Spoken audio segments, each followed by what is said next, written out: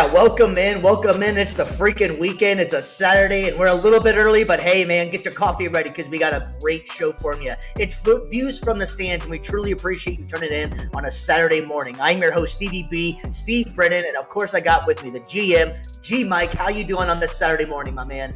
Yo, feeling good, feeling right. A little bit too early. It's too early today, but I Hey, get some it's all good, man. You gotta get some that protein Saturday morning coffee in energy. there. No free Get that ads. Saturday morning energy, bro. How you Anyways, man. feeling? Good, man. I'm feeling great, man. Actually, it's gonna be a great weekend, man. We got this fun-filled show for you today. It's fight night, man, and we're gonna have that stacked UFC 314 predictions. That card is gonna be so much fun tonight. We got some drama coming out of Tennessee over the over an NIL deal. Is this a sign of things to come in college? We're gonna have a little bit of a deep dive into that. Is John Morant going too far with these celebrations? The NBA season is just about done. And we're going to go do a little retrospect on what the season was this year, some things that surprised us, some things that disappointed, a little bit just a retrospective of what the actual NBA season was. And we also got the play-in coming up, so we're going to be talking about that. We also close out the show with a little bit of fun, down bad debate, very much an NBA theme towards the end of the show here, so get ready for that. But before we get to any of that stuff, we got to pay some bills. Mr. G, Mike, go ahead and take it away for us, man. Yes, sir, guys. If you're into sports gambling, I run a channel on Telegram where we charge $10 a month to get you anywhere from 50 to 100 to $150 a day. Right now, we're doing very well with the MLB start of the regular season. We're only about like 10 to 15 games in. The NBA play-in is right around the corner. It starts on Tuesday. NBA playoffs next weekend. So we're looking good. We're looking right. We're getting these hits. If you guys are watching the live broadcast, you'll see the chat. You'll see the link pop up in the chat. Or if you're watching the recorded episode, you'll see it pop up on your screen. And then you'll see my socials just in case you want to get some more details on what's going on. Slide in one of my DMs. We'll start a conversation and we'll get you going. Absolutely, absolutely, man. We also got to shout out a couple of companies that's been riding with us. First, we're going to give a shout out to Varsity Sports Nation, man. Varsity Sports Nation is your premier sports app. You want high school sports? They got you. You want live sports? They got you. It's mainly based around college, high school. You want content like you're watching right now? They got you as well. The best part about it is that it's a convenient app for you to download on your iOS, your Android, Roku TV, Apple TV, Fire TV, as well as your social medias. You can catch our show and many other content they have right here live on there. So check out Varsity Sports Nation. And also, we want to give a shout out to our other guys that's been working with us a lot and helping us out is Millions.co. Millions.co is an up-and-coming site for any sports fans. You want to get some interactions with athletes. You want to see some interviews. It's very great that you can watch our show on demand as well as Varsity on demand. So please check them out. Support us who support them, man, guys. Really appreciate it. If you can give them a like and subscribe, that'd be great. And while you're at it, please give us a like and subscribe. We've been doing really well the last couple of weeks. We're getting some extra subscribers, so we really appreciate that. The easiest way to find out what we got going on is to obviously just click the bell and it lets you know what we have live, man. So we really appreciate all the love out there, and I know it's a little bit early today, but join us and have some chats. You ready to jump into some sports, my man? Yes, sir. All right, man. In the words of Bruce Buffer, it's time. UFC 314 is here, and man, this fight is going to be awesome. This card is so stacked from top to bottom. The main event is what we're going to focus on, the two main events and maybe a couple of the other fights. But we have a crazy main event for you right here. We got the main event is going to be Alexander Volkanovski at 26-4 taking on 26-6 Diego Lopez for the vacated featherweight belt. And if you don't remember, this match mainly came about because Topuria decided to relinquish the belt and move up in a weight class. This fight is going to be so exciting for so many reasons. Vegas right now has it at minus 122 for Volk and plus 102 for Lopez. So Vegas is riding with Volk on this one. G Mike, what's your thoughts on this fight? Dude, man, I like Volk. He's very elusive, which I think Lopez is too. I think they're both quick on their feet and they could be very flexible. I just think it's Lopez's time, man. I think he has a bit more of a reach on Volk. He has like 2, 3, or 4 inches of height when it comes to that. He's a very strong fighter. He's very he'll go out there and he'll put his heart on his sleeve 100%. And I just think that Volk is old, man, and Lopez is young. It's his time to shine, and I think he's gonna want it more. I think it's gonna be a very good fight. It'll probably go down to 4 rounds, 5 rounds. Um, if it goes all the way to the end on a decision, it might go Volk's way, but I think Lopez is gonna end it early, either in the fourth or early in the fifth round. Yeah, I think this. I'm just excited. I've been excited for this one for a couple of months now since they announced it. But let me go ahead and start by saying I love Volk, man. Volk is one of my all-time favorite fighters. He's tough. He has cardio. He brings everything you need in a great fighter.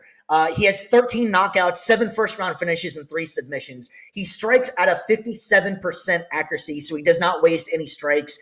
He averages about 6 significant strikes per minute. But he's coming off 2 straight losses in which he hasn't made it out of the second round. And he's taken on one of the guys in the UFC who has one of the best haircuts in MMA. My man Diego Lopez, who hasn't lost since 2023 and is on a 5-fight win streak right now. Lopez is such a well-rounded fighter. He knocks people out cold, man. 10 knockouts, man. You want to take it to the ground? He has 12 submissions. You want a quick fight? No problem with that either. 15 first round finishes. Volk is 36 years old, and age is not on his side in this fight, but he fears no man. Age isn't going to be an issue, but he fears no man. Diego Lopez is 30, which is a great fighting age right now, man. I've been very, very impressed with Lopez as of late, and which is why I agree with you, G Mike. I'm taking Lopez to win this fight. Who you got, G Mike? Yeah, Lopez for sure. Lopez. I think Lopez. he's just the cat right now, man. He's gonna want it more. He's gonna want that win. He's gonna extend his winning streak. Volk, I like him as a fighter, man, but it's already his time to say bye bye. Volk is awesome too. I mean, if you ever get a chance to like watching like socials or just anything outside of UFC, man, Volkanovski is you gotta love the guy. He's just an awesome guy. The guy, like I was saying too, he fears no man.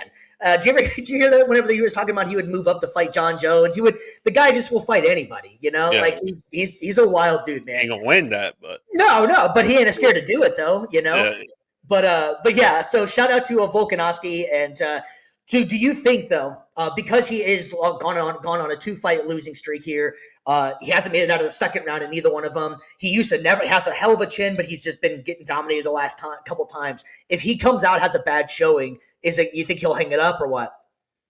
I don't know if he will hang it up because, like you said, he'll fight anybody. So I think he wants to fight for the rest of his life. I don't think he wants to stop fighting.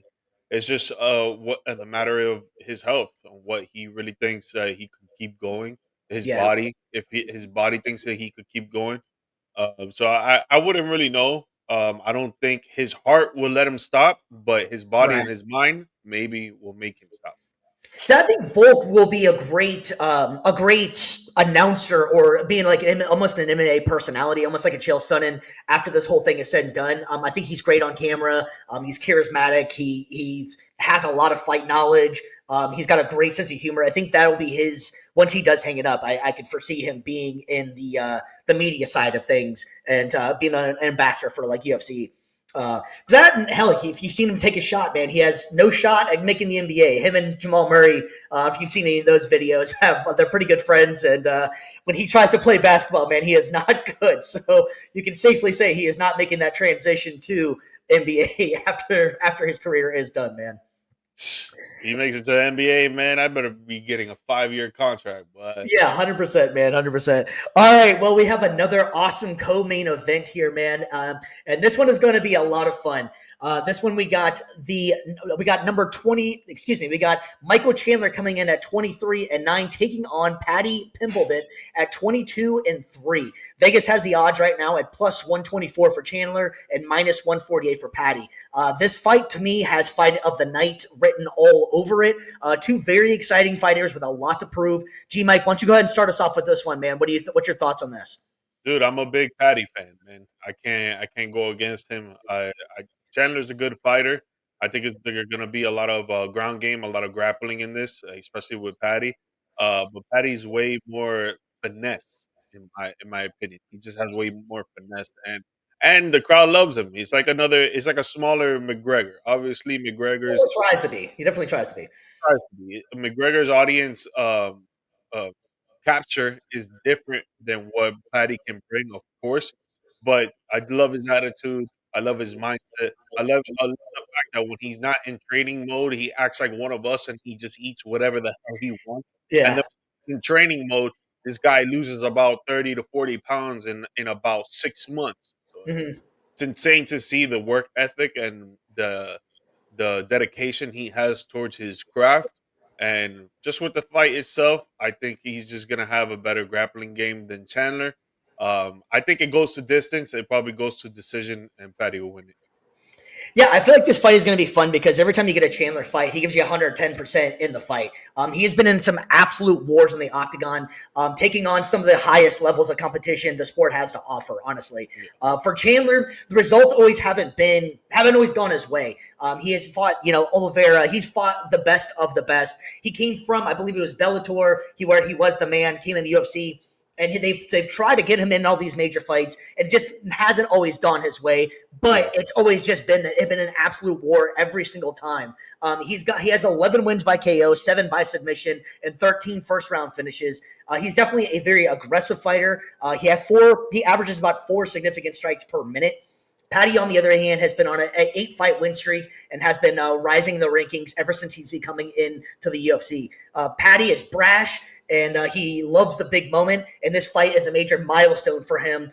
With a victory in this fight, catapult him up into that title shot contention, in my opinion. At least taking on number 1 contender, maybe number 2 contender. As of right now, I believe he's sitting at number 12 in the rankings. But if he puts on a good show against number 7 Chandler, I think that's going to catapult him with the popularity of him up to that at least number 1 contender range, somewhere in there. Having said He'll that, probably need one more fight. it'll catapult him, I think, into that range, somewhere in that area in there, getting maybe the 2 fights away from the title or something, maybe. Okay. Having said that, I think that he's going to try and put on a show because he knows that the camera's going to, the limelight's bright and everything's going to be on him. And I think Chandler's going to catch him. I think that Chandler is a lot more battle tested than Patty is when it comes to the UFC, at least. So I'm taking Chandler for this one as the underdog. I'm taking all underdogs for the pay-per-view. G Mike, what do you got? Yeah, I got Patty. You got Patty. Okay, interesting. So we're going against each other in this one. So I'm going Chandler. You're going Patty. Yeah. All right. So do you think though that it's going to be too much for Patty? Because like I know he loves the spotlight and stuff. Sometimes these guys that come in there, they're so trying to put on a show that they make mental mistakes. You think you worry about anything like that with Patty? Nah, I think he separates it very well. I think he's a showman, and then when it comes to the fight itself, he's focused on his craft and he's focused on what he needs to do.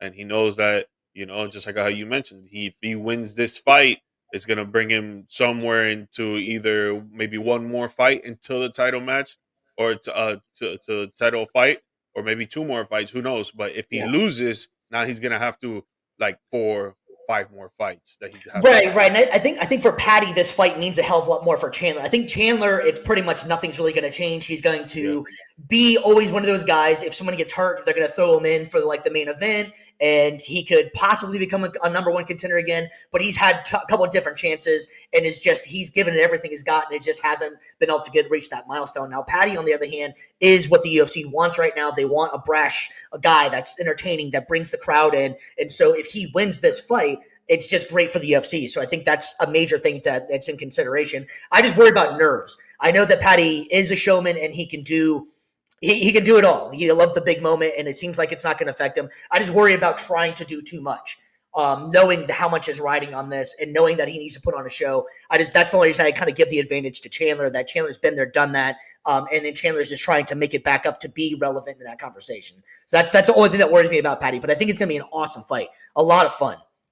this is Is another there? fight that is the young versus the old as well, and I just feel like Yeah, the youngins are gonna take them. Like I think when it comes to UFC and when it comes to fighting in the MMA itself, like it's it's a lot of strategic for sure, but then your body kicks in and the fatigue kicks in, and then you like if you're slower than the other fighter, that's gonna kick in as well when it comes to the third round, fourth round if it's going to the distance. So I you just know feel who's like undefeated. You know who's undefeated is Father Time.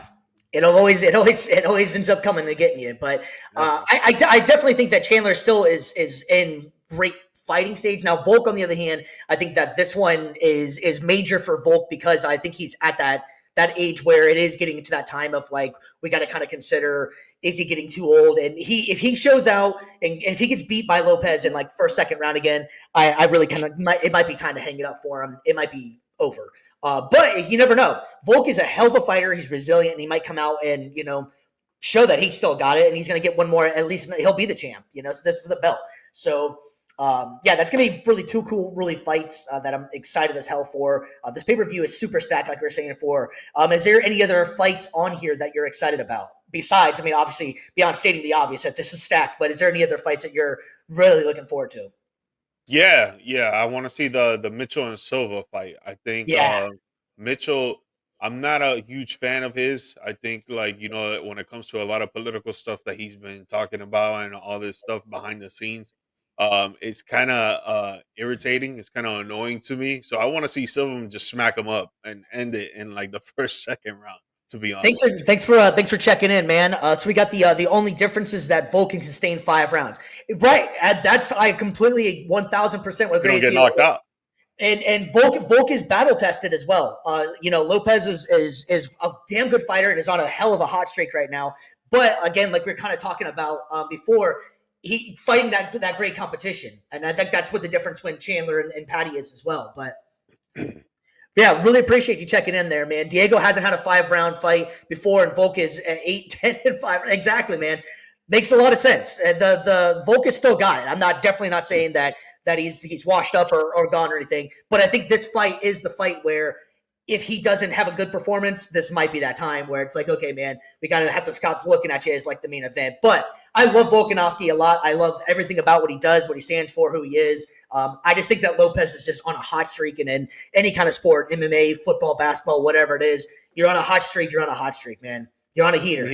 He's in great shape too. He hasn't fought 5 rounds. He hasn't fought for a title match or nothing like that, but he's still in great shape. You could tell. Yeah. And every time he goes for 3 rounds, it looks like he could continue fighting for 2 more. Oh, 100%. 100%. It's going to be an awesome pay-per-view. You mentioned that you're excited for the Mitchell fight. I'm actually going to go the one that's going to be after that one, and I'm excited for the Pitbull fight, man. I think that one's going to be a hell of a bloodbath, if you will. I like whenever they ask, almost like Clubber Lang in Rocky 3, what's prediction for the fight? And he basically just said violence. And that's the perfect answer what you want to hear whenever you're going to be one of the top cards on a UFC fight is violence. Nutshell right there. That is exactly why I'm excited for that fight as well, man. But yeah, we want to give a shout out to thanks for checking in, man, and continue to watch the show. Give us a like, subscribe, and you want to check in anymore? We're not done.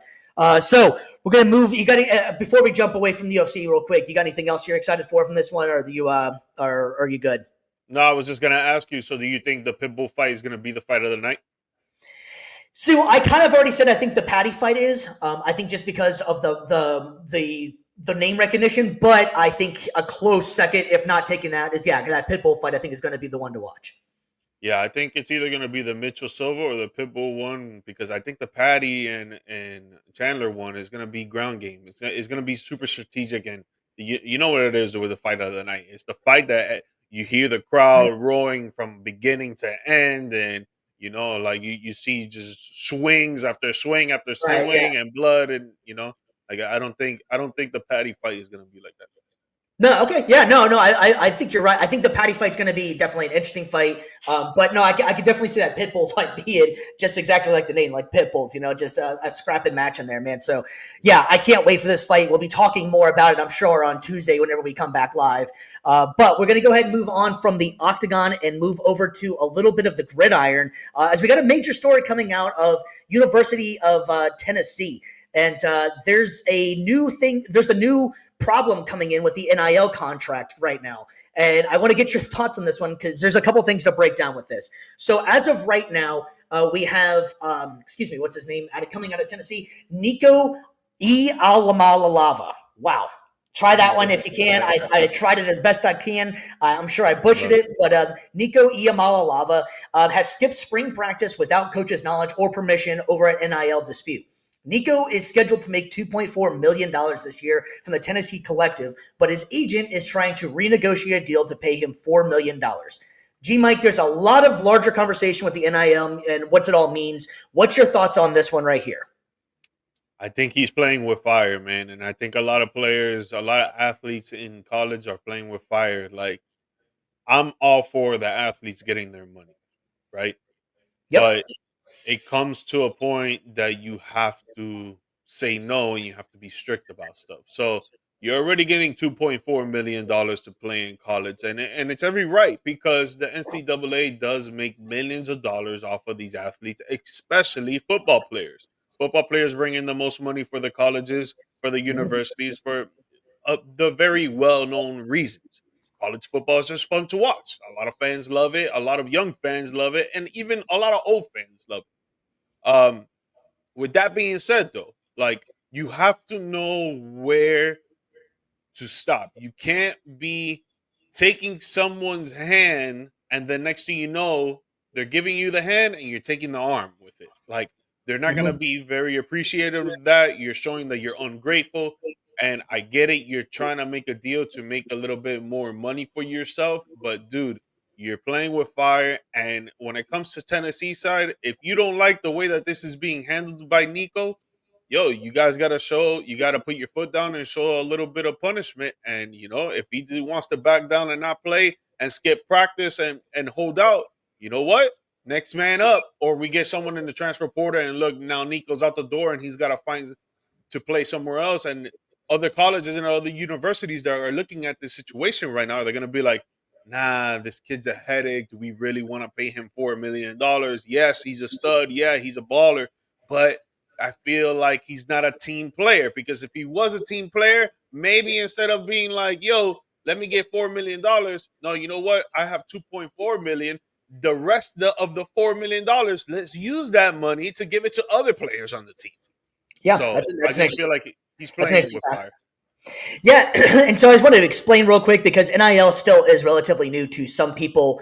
So just as everybody's on the same page with what actually NIL is name, image, and likeness. What the idea behind the NIL was supposed to be was that players like I'm just using because I'm a Gators fan, Tim Tebow jerseys, all that money went to UF. Tebow didn't see a dime of that money. Let's go bully back to the Fab Four or Fab Five, excuse me, in college basketball. Chris Webber was talking about in the past he would be seeing University of Michigan local shops selling his jersey while he's going hungry because he's not making any money off of that. So what the NIL was supposed to have done was that you're getting paid off of your name, image, and likeness. You had a college softball player that wanted to throw a pitching camp, a female college softball player wanted to throw a pitching camp in the summer. She could actually make money off of that, not the university. So that's where this whole thing started. Then it just became the wild, wild west, and everybody just started paying for play. And that's exactly what it was not designed to be. Now it's just in the forefront. Let's not act like we're being naive and act like this wasn't going on in the past. It just now it's in the forefront that these guys are actually getting paid. It was always under the table. It was always backdoor deals or whatever. So having said that, though, with this Nico thing, I agree with what you're saying because he's playing with fire in this situation, and it's going to set a precedent. And Tennessee really has to almost be the adult in the room and set this up for the rest of the colleges and the universities because if it only takes one. And once this starts happening, it's a trickle down effect, in my opinion, that all these players are going to see, well, Tennessee didn't pay Nico, then I'm going to hold out. And what's to say that these guys aren't going to start doing that all the time? Just as a talking point here. So right now, these are the three highest paid NIL deals in college at the moment. We have Arch Manning as a projected to make 6.5 million. Cooper Flagg as at 4.8 million. What's his name? Carson Beck that just signed with Miami is around 4.3 million. And there's others that are making around $3 to $4 million.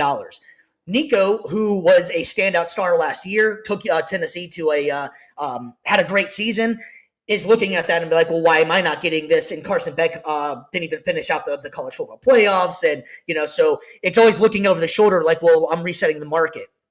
The problem is that these guys, it's not like the NFL where they're like, these guys are freelance employees, if you will. They're not actual employees of a team anymore. So, and that's where I think the bigger conversation really comes in is that do they need to change the structure of how this is? Because who's to say you can't make trades then?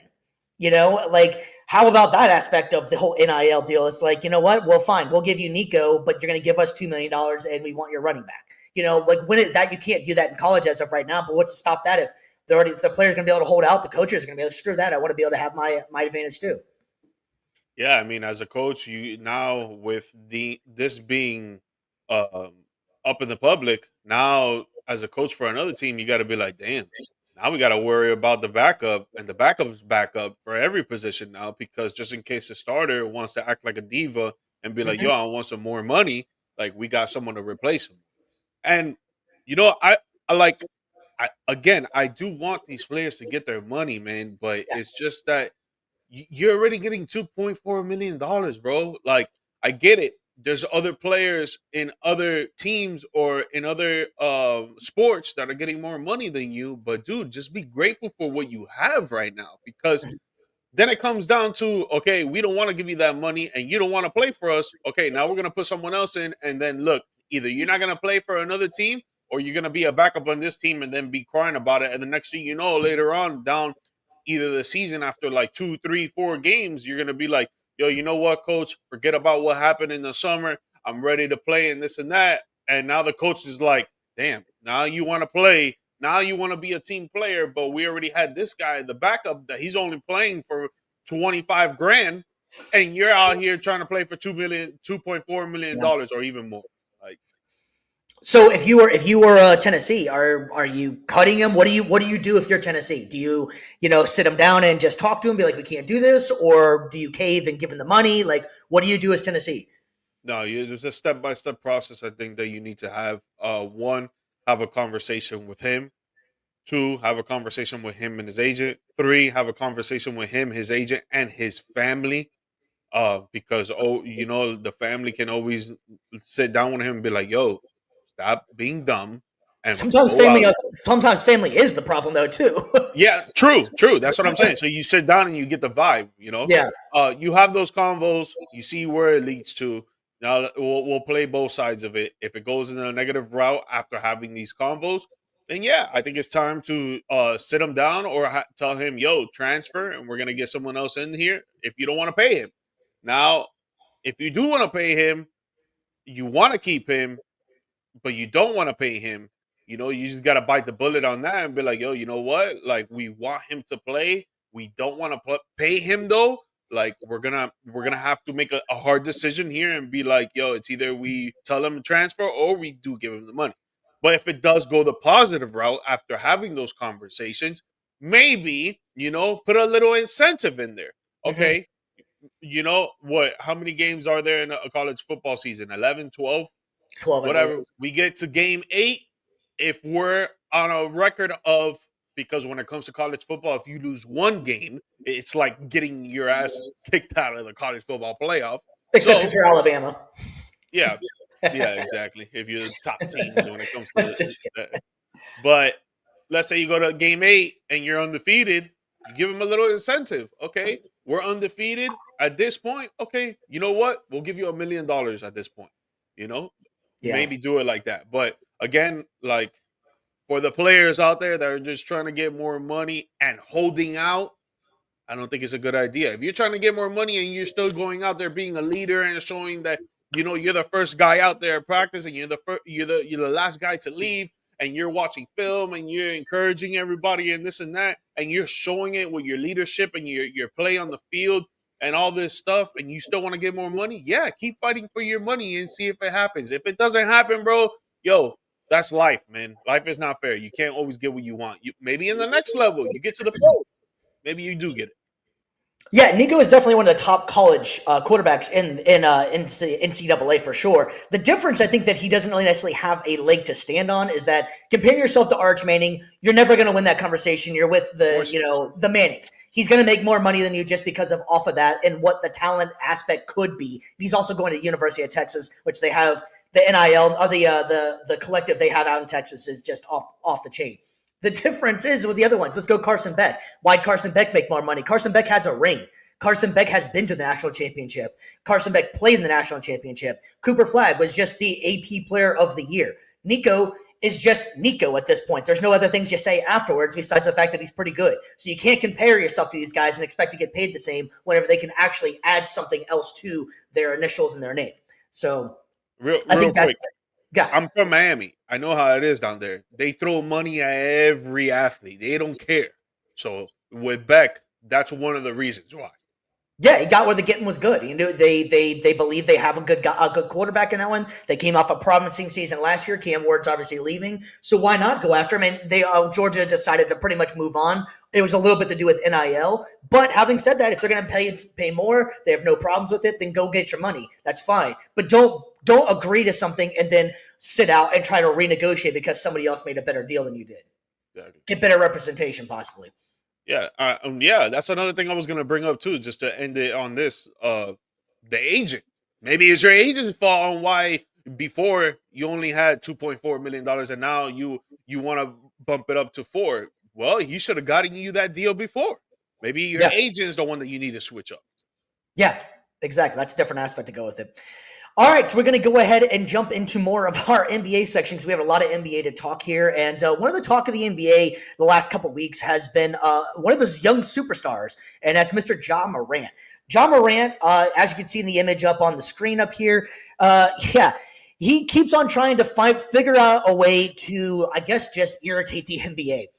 Ja Morant was fined fined and suspended for making a gun gesture. So, as you can see up here, he decided to change it up a little bit. And as George just alluded to as well, he has a new celebration where he's throwing a grenade after he makes a shot. There's a lot to unpack in this one. Is this fun?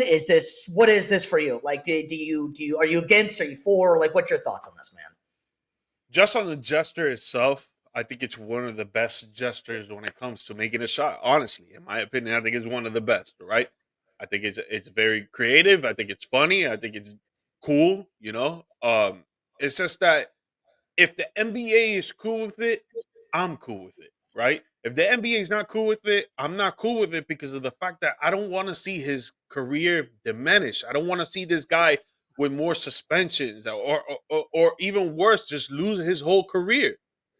John Morant was one of the guys that was talked about of being the face of the NBA, and that has diminished over the last few years because of the stuff of him showing the gun on IG Live, the Well, gun speaking of which, gesture. it's a good spot to go real quick, and I'll let you jump back into this. Let's go ahead and just break down actually his suspensions, the timeline here. Oh yeah, yeah. Go ahead. Go Yeah, ahead. first suspension was March of 2023. He was suspended for 8 games, just like what you were talking about, for showing him holding a gun and in Denver area nightclub on Instagram Live. That was for 8 games. That was in March of 2023. Second suspension, June of 2023. Following the first incident, another video surfaced showing Morant with a firearm, leading to a 25-game suspension starting to the 2023-2024 season. Reasoning for the second suspension was that he had a conduct detrimental to the league and that his potential for young players to emulate Morant's behavior, young people to emulate his behavior, was concerning. Morant returned to the court in December 2023 after serving his 20-game suspension. In recent fines, in April 2025, Morant was fined $75,000 for making a fire gun gesture during a game against the Miami Heat, despite prior warnings from the league. So he's had every opportunity to figure this out. Continue on with what you're saying. I just want to give everybody out there, if they didn't know the whole history of this and what's going on, that what's going on with it.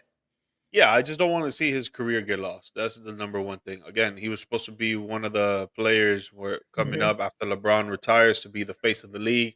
That has diminished a lot. Not saying that has gone away. I think he could still maybe retain that.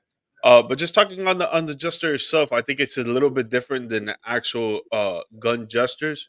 Because it's very easy to get a weapon in the United States. A lot of us know that.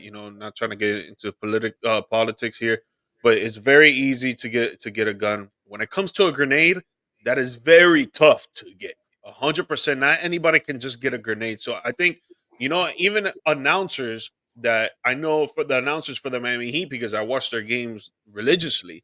Um, Whenever someone makes a three, the guy that announces it, he goes kaboom. So it's like the same thing as kind of throwing a grenade. It's like boom. Like that's what he did when he was making his threes. So I think it's a dope gesture. Again, if the NBA is cool with it, I'm cool with it. If they're not cool with it, Morant Please stop doing it. We do not want to see you get suspended, and we do not want to see you get kicked out of the NBA because you're a superstar player and an athlete. Yeah, so I'm going to take, I guess, maybe the a little bit different approach, and where's the immaturity? I mean, where's the maturity in this? To me, Morant is being an immature kid. And on top of it, too, you got a good team. Your coach just got fired, partially because there's a lot of rumors that he either played you too hard or whatever you got going on. There was some issues between them two, and then you turn around and now you've created another gesture that could possibly get you suspended right around playoff time. Why would you do that? Why would you think that this was acceptable, okay, and smart to do? And on top of it, too, I'm not going to say that, kids are going to start emulating it and everything like that, but sometimes they do. It's not, you don't want extra violence. This country has been filled with violence. And like we're saying, we're not getting political on it as well. But what you're doing does represent something to certain people. There's also a different aspect of people that's been in a war that could also be looking at it like you just don't care about it. And that it is just that it doesn't matter to you. I think it's a little bit, it is on the other side of it, the fun part of it. It is something that is fun. It is a kind of a funny thing, but you've already been warned. You're just adding to the violent tendencies that it seems like that you have, and you just don't care. And I think that's where it's kind of rubbing people the wrong way, is that you just don't seem like you really care that you possibly could get suspended, fined, and that it could affect other people. It's just fun for you, and you're going to keep on doing it as long as you can until until the NBA comes down on you. How about be just mature and focus on the fact that you have a chance to make a deep run in the playoffs, but if you get suspended again, your team's gonna fall apart. If you're trying to be one of the faces of the league, this isn't how you do it. It's also going to drive away sponsorships. There's people that don't want to be a part of that stuff. Hell, like I was bringing up because obviously you can see the background. I'm a big Gators guy. We had Anthony Richardson, and he wore number 15. He was going by AR-15 for a little while. A lot of people were like, hey, you do realize, there's a lot of stuff going on with that. And he made the conscious decision to say, hey, I'm not branding myself anymore as AR-15 because of everything that's happened with the gun. Nothing against guns, and this isn't a gun stance, isn't a gun take. The point was that he was mature enough to say, hey, you know what? This isn't good for my bottom line. This isn't good for the league. This isn't good for anything. So I just wish Morant would wise up a little bit, be a little bit more mature, and focus on basketball, man. You've had a great year. You came back finally.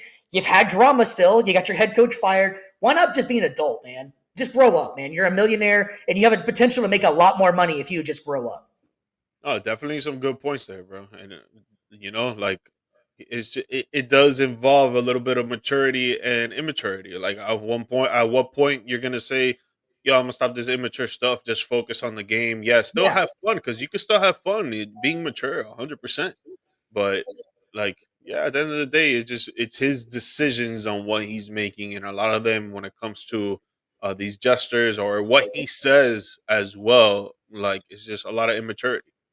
Yeah, and on top of it too, and like I don't want to come off as like an get off my lawn anti-fun league. I'm not saying that at all. I love the Trey Young, the ice in the veins, the Curry shimmy. There's some ones that are fun. There's some good celebrations that are pretty fun. You are a Miami guy when the Birdman had the bird thing going on. There's some that it gets the crowd going. You get people into it. But there's also got to be a line and a think about that though too. As John Morant, you're a young kid.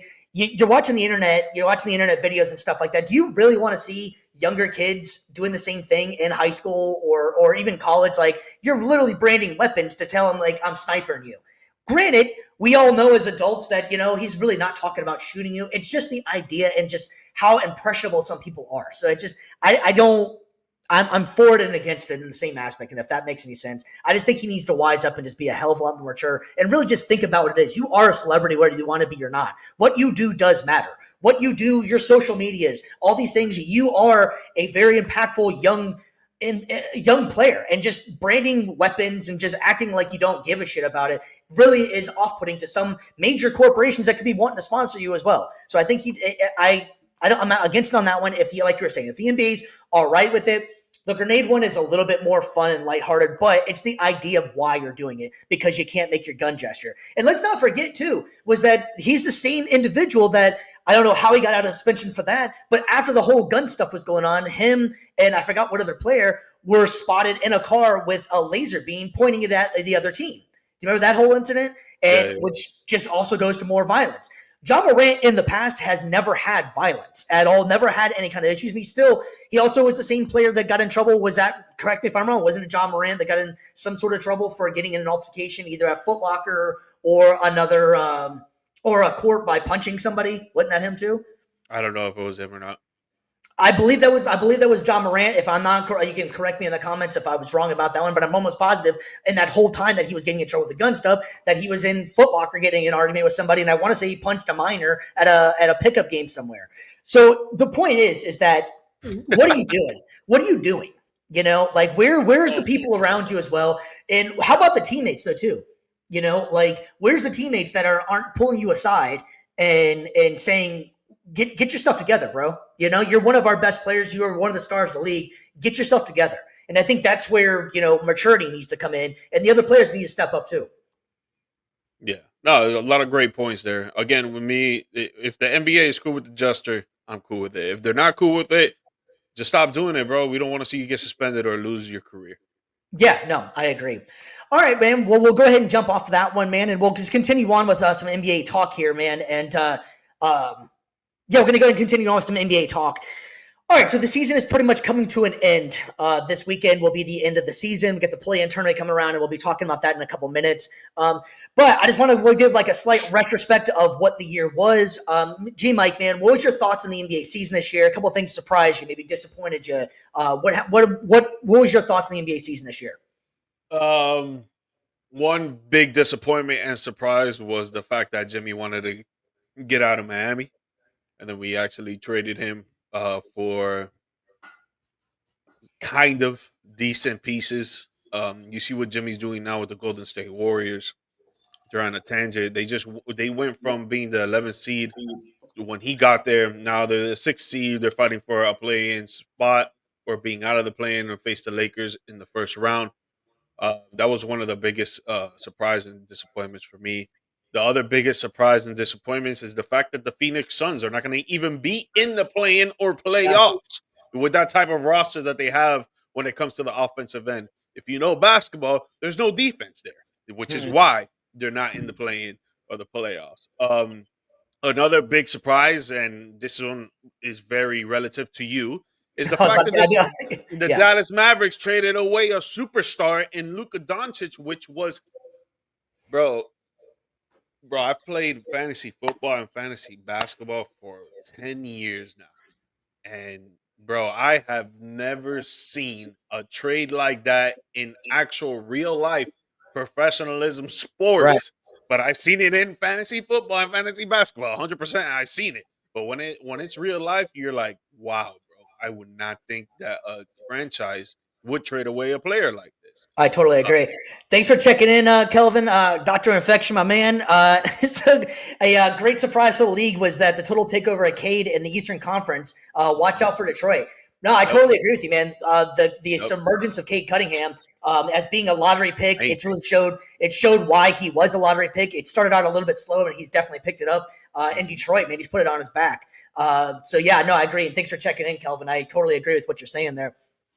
Ironically, on this show, we had two of the biggest trades of the year, and it affected both of our teams. Obviously, you're a Miami guy. I'm a Dallas Mavericks fan, and the Luka trade is there's still so much news coming out about who knew, who didn't know, what happened, how did it go. You saw Luka when he showed up a couple nights ago in Dallas. He literally was in tears for the playoff, the tribute video. The guy did not want to leave Dallas. It's definitely going to be one of those TBD moments in Dallas Mavericks history. That was this the right move to make because you didn't want to make him one of the highest paid players in the league, or is this going to go down as one of the most boneheaded decisions in the history of the NBA?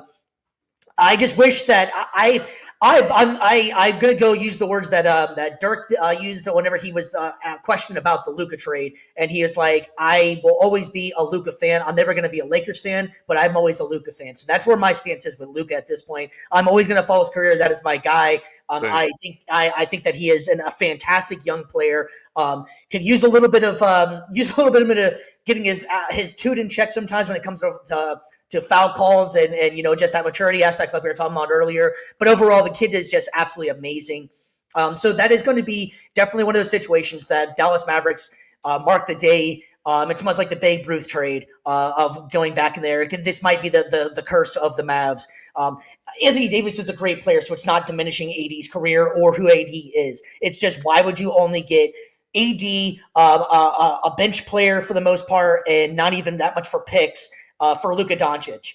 That makes zero sense to me. In the Oh, fact of why the way, would you trade away your future? Why yeah, would you trade 100%. away your future? The Like, only thing, the you got only a thing, like, player that literally has been averaging 30 points per game right. since he's game into the damn league, and you trade Yeah, him the away. only reason I can foresee that I can maybe see what they were trying to do is if they were trying to rebuild and they're going to get a lot of picks, and they know something in the locker room that we don't, that Luka's either immature, out of shape, and takes too long to get ready. That is the only thing. But if you got a haul for it, if you got, like Ricky Williams back in the draft with the Saints years ago, they gave up how many first round picks and all that for it. If you're going to get a king's ransom for Luka, and you believe that if you guys can make it and the right decisions going forward, he's, like I was saying before, out of shape, immature, whatever it is, then fine. I still don't like it because of what he means to the Mavs, and he was like our guy because he fell to us in the sixth pick. But after that Trae Young trade, like he just felt like a Dallas Maverick guy. Like we had Dirk, and now we had Luka, and it's those two eras.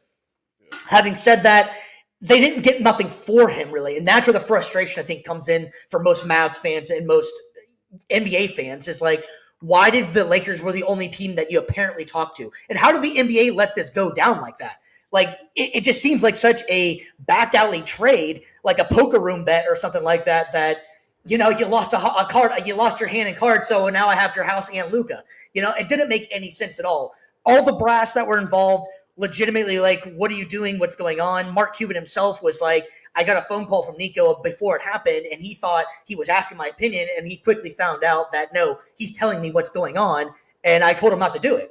But Cuban's not in charge anymore like he used to be. So that one, between that and how Jimmy Butler, the whole thing happened with Jimmy Butler, that has got to be two of the most shocking things that happened this year. One more thing, another thing that was kind of a surprise and slight disappointment, I suppose, for the NBA this year, I think would be the 3-point shot. The 3-point shot was a big thing this year. And it's almost become that's all they're taking now. And the numbers for taking 3-point percentages have gone down so much because people are taking them so much now. Do you like how that kind of transition just turned into everybody just shooting threes pretty much? I know the analytics will say that you score more points and it's a better shot per se than taking the 2-point shot. You make 3 threes in a row. You can do the math. Obviously, it works out better than making perimeter shots. Do you think that this is the right move for the league? No, because I'm a type of player. I'm a type of basketball player. Like I like doing everything on the court. I like dribbling a little bit. I like passing a little bit. I like shooting 3-point shot a little bit. I like working on the post, getting layups. I don't dunk, but I'm pretty sure if I could dunk, that would be dope. So I Oh, you like can't. doing a I little. can't. I like doing a little bit everything on the basketball court. So I feel like it would be better for the league and better for the fans to actually see the all around game from most players instead of from most players just getting to the 3-point line and chalking up a three. And, if it goes in, it goes in. If it doesn't, it doesn't. You live and die by the three right now in this NBA age. And I Yeah. don't really like it. The number one person we got to blame is Steph Curry. I think he's one of the greatest. And I love his game. I'm a big time Steph Curry fan, but because of him, the game has changed in that direction. And the only way to change it is that we involve a different type of maybe 4-point play, right? Yeah. You Yep. either try. So, one of my ideas was to either bump up a dunk to 3 points or 4 points. For that way, you bring the game more inside now that anytime there's maybe like a fast break dunk, you put it on 4 points. Like this is Mhm. just ideas that I'm spurring out there, not Yeah. Yeah. nothing concrete, but some way to bring in the game more interiorized and instead of outside in the perimeter to make it better for the NBA fans and the NBA business in general to be more interesting and entertaining in that sense. Yeah, no, that's definitely an interesting idea for sure. There's definitely a lot of ways that they can improve what's going on. I agree with you. I think that the 3 pointer, I don't think is going to go anywhere. It's only going to get more. Now you have 7 footers that are pulling threes, and Mhm. so and that's what they're teaching everybody now is that it's the analytics side of it as well. It's Steph Curry and the analytics are telling you that you can make more points by doing this, so you're making more, but it's the problem is I think you're on the right track with that as well. Not everybody can do what Steph does, and that like Exactly. NBA teams Exactly. need to realize that there's nothing wrong with taking a two. If the other team's missing, if they're going, let's go 5 missed threes in a row, and you're scoring 5 twos, that means you're still scoring. You know what I'm saying? Like it's Mhm. simple as that.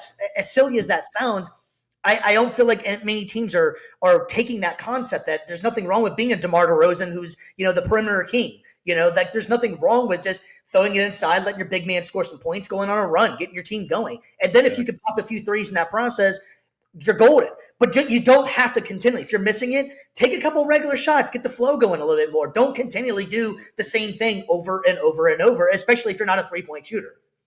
Yeah. No, definitely. Because you see players are they're running one on one, and the greatest the greatest view of a player right now is Jason Tatum. Whenever he goes one on one at the 3 point line, and the shot clock's at 10, not even 5, but at You know what's 10, happening? and he's gonna make a side step move, and he's gonna try and shoot a three. And Yeah. sometimes he drains it, sometimes he doesn't. But just like you alluded to, not everybody's Steph Curry, not everybody's Ray Allen, not everybody's Reggie Miller, not everybody can make a three like them. So Right. play to your strength and try to diminish the weaknesses. Yeah, no, I agree. I agree. So, do you think that since we're talking about this, the NBA and the state of it right now, do you think the NBA is in a in a good state, or do you think that that's viewership says that it's actually gone down? Which is kind of surprising because I think that the young group of players we have right now are extremely talented, very personable. I don't know. How do you feel? Do you think the league's in a good spot right now? I don't. And just to clarify for the fans out there, the viewership has gone down in the United States, but Yeah, internationally it has not. yeah, that's a good point. That's a good point. Internationally, they have been watching the game now more than ever, right? I don't think it's in the right place because of one of all the foul calls. Like you see, Shea Gillis Alexander, phenomenal player, amazing offensive player. He's a great defender, not an amazing defender, not top notch, but he's a great defender.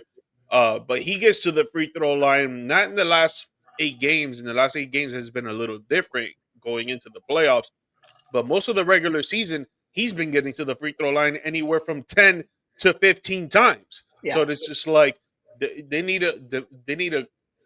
they need to call fouls like they do in the playoffs for the regular season, in my opinion.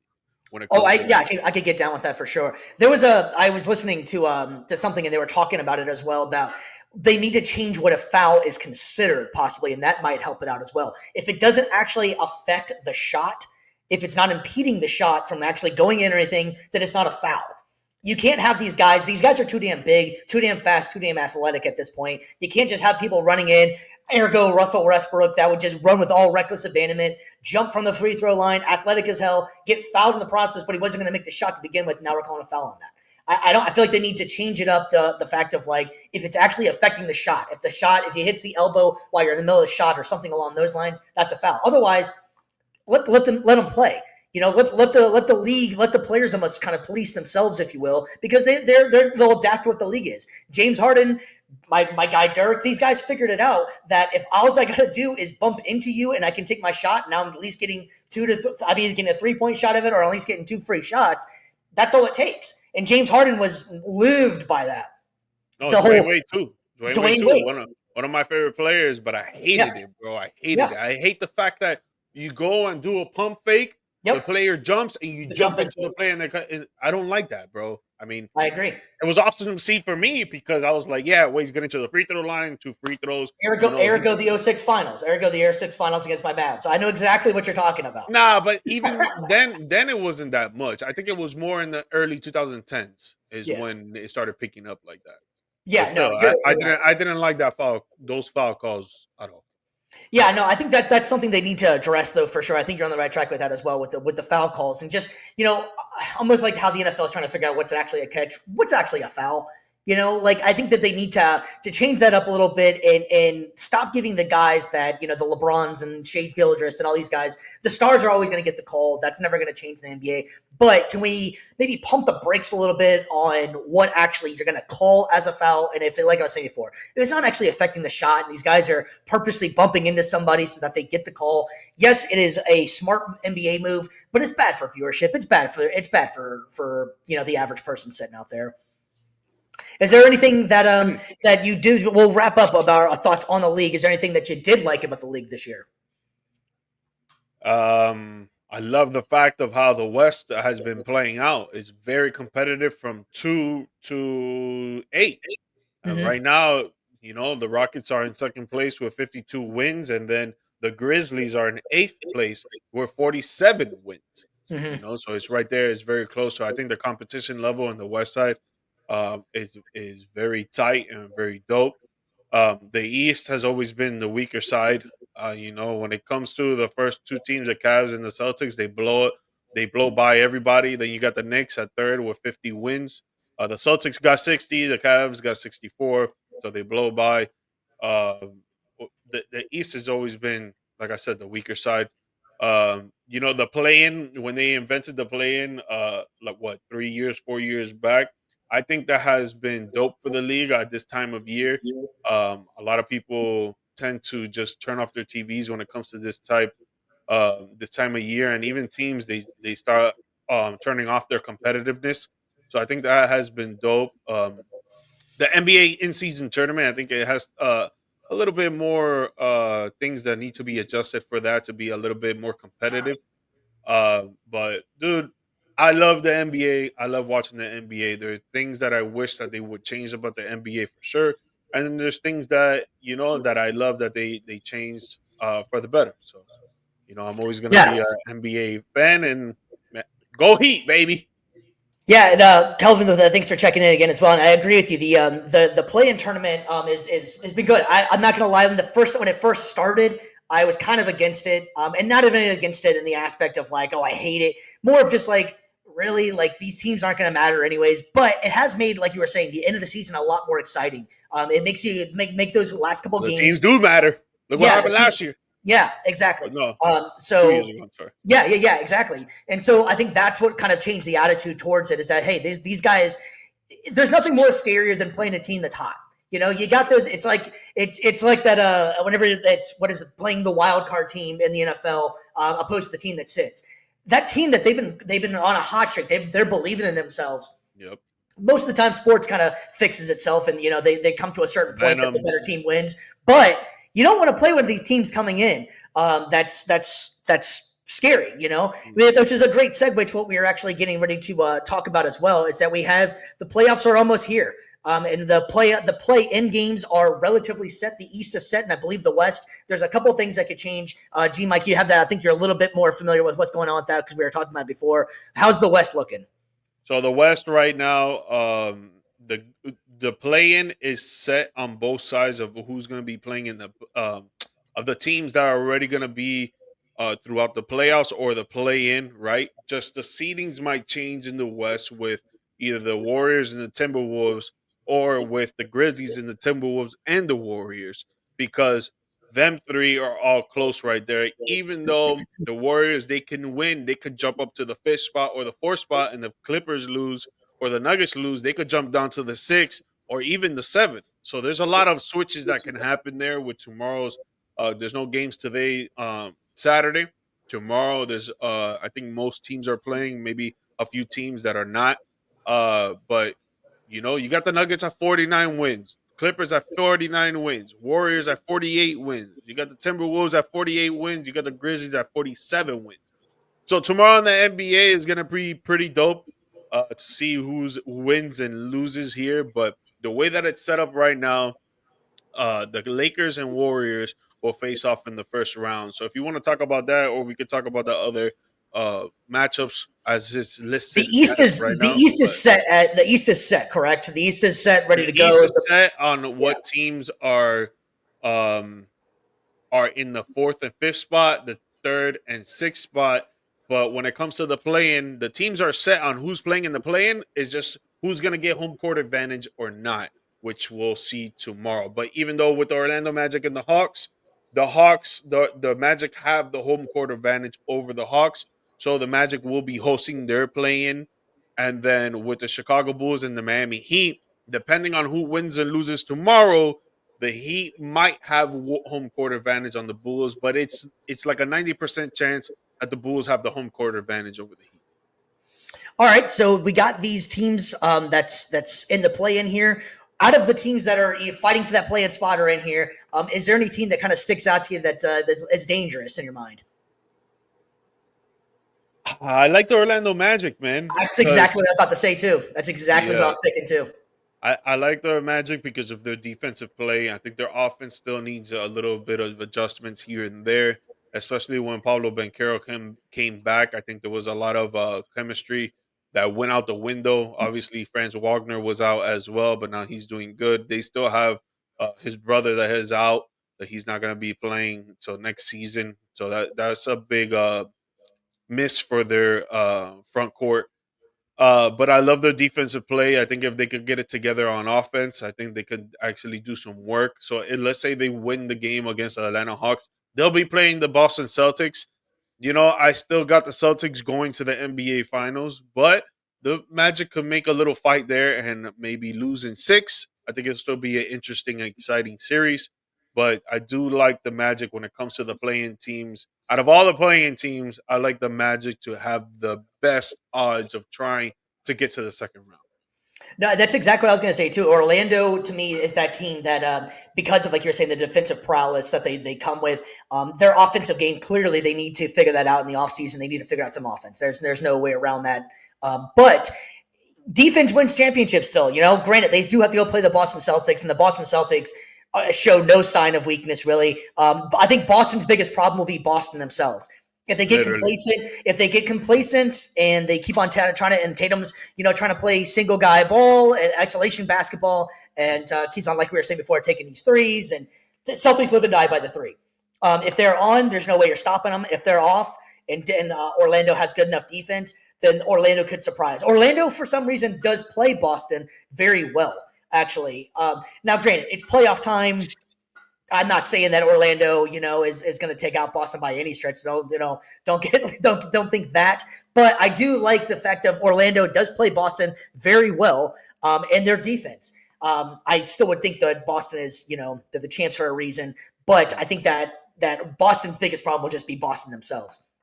Out of those play-in teams, though, that's one I'm excited about. I don't know what to think of my my Mavs making it in the play-in tournament. I said last week I don't want them to make it just because I didn't want any more injuries in it. But you did kind of make me rethink that a little bit by saying, they could use the chemistry with getting Anthony Davis and see how these boys can run. And it could lead to a better offseason, maybe some free agents, because let's face it, the NBA is all about, player connections, and maybe they can see something that they're missing, or they could get a piece of somebody's, like, that's what makes the dream team and all those things. They start politicking with each other, And so maybe they could see something like, hey, I could be that missing piece for Dallas, especially with Luka gone, and they need another scorer. They need something else in there. So maybe somebody else could be that. And then there's rumors that you guys are going to try and go for Kevin Durant. That's been a rumor for a while. It was LeBron and Kevin Durant was something, but that was the Cuban years, and so who knows? But you add Kevin Durant to this team, you already kind of had that experiment before with Kevin Durant and Kyrie, and now granted, Kevin Durant and AD, that's a whole other ball game there. But I don't know. I'm not even know if I'm excited about that one, having Durant come over there. And now, if this was Durant, 5 years ago, who the hell wouldn't be excited? But this Durant, I don't know, not as excited about it. But so, do you think the Mavs can? Because right now, the Kings and Mavs have the same exact record. Depending on who wins and loses tomorrow, the Mavs can host this game or not. Do you think I think they can get past the Kings? I think they can get past. They'll get past them. So, if you guys get past the Kings, you'll play the winner of either the Timberwolves, Grizzlies, or depending on how the games go with Nuggets, Clippers, and Warriors. You would have. I would rather play the Timberwolves. Out of the two of those, I just think obviously you got Anthony Edwards for the Timberwolves, but they just seem very inconsistent. They should have been. I think that they expected a lot more from them, especially after they can get in that deal with bringing in. Forgive me, I'm drawing a blank here. Who they bring in this offseason? They traded Carl Anthony Towns for him. Julius Randle. Yeah, after bringing them in, I thought the team expected a lot different outcome of how the season went. The season was kind of disappointing, I think, for a lot of Minnesota fans, considering the success they had last year, and they thought that Towns might have been part of the problem with it, and turns out he might have been the solution for most of it, because Towns fits in fantastic in New York. So maybe that they need to figure something else out in Minnesota. I would rather play them out of the two. Memphis is very unpredictable as well, but Morant is his own monster in itself, and I don't really know. I think that they stylistically match up better with Minnesota than they do against Memphis. Yeah, I think Memphis is just younger and they hustle a lot more. Mm-hmm. I think for AD's sake, I think it would be better to play Memphis because I think he could handle Triple J better than Rudy Gobert or even Julius Randle. You know, Mm-hmm. the both of them together on the court would be kind of tough. Trying to play the post game and trying to get around one another, but with just Triple J, I think it would be easier for him. Even though he's a great defender, don't get me wrong, but Anthony Davis, when he's healthy, man, he's literally a top 5, top 10 player in the league. Yeah, no. And that's the biggest thing for Dallas. They're just unhealthy right now, man. They are Yeah, so decimated. There was a couple of weeks ago, there were talks of they might possibly have to forfeit because they only had like 7 players total on the team, So yeah, it's that's right. so it's going to be interesting. And the fact that they're even in this play-in tournament, I think does speak volumes that they haven't given up on everything. So we'll see how it goes. Yeah. But the play-in tournament starts on Tuesday. It's going to be a lot more fun. And guess what else is going to be on Tuesday? Our next show. So you guys can check us out on Tuesday, 7 p.m. We're going to be live and going to be definitely talking some more. Watch out, you might get suspended. Right. We're going to be live talking some more play-in tournament and focusing a lot more on basketball. We'll have a lot of stuff going on Tuesday. So be there, please check us out. We really appreciate everybody that checked in with us, and let us know your thoughts. If you guys want us to debate anything, you guys want to bring up other topics for us that anything you want to talk about, we can bring it on here, man. So really appreciate everybody checking in. Please give us a like and subscribe. We really appreciate everybody that's checked in with us. Yes, sir. Guys, we appreciate you guys. Please, like he said, please like, subscribe, and share with your family, friends. If you want to come on the show and talk smack with us, we'll get you on the live feed. Or if you just want to be in the chat and make a little comments here and there or ask a little bit of questions, we'll put it on the screen as well. And obviously on the audio podcast, you'll hear your name be called and your question or comment be said. But thank you, guys. We are all about getting distracted by a comment. I promise you that. It makes things a hell of a lot more fun and easy. Yeah. No, for real. All right. So from Views from the Stands, we really appreciate everything that's gone on. And we really appreciate you guys out there. I love you. And we will see you guys on Tuesday, 7 p.m. Peace.